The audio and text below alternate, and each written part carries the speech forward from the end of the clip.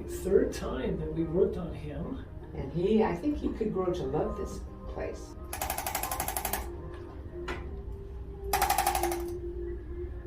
Okay, we always like to check those hips, make sure there's no problems, because many breeds can develop that hip dysplasia.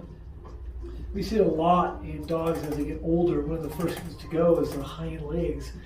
They have a hard time urinating, defecating, because they can't spread the legs, they can't use the legs, they can't get up and down off of a couch or other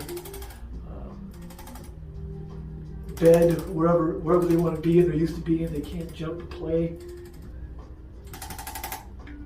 Yeah, it's interesting how much more calm he is than the first time. So he's realizing this is good for him.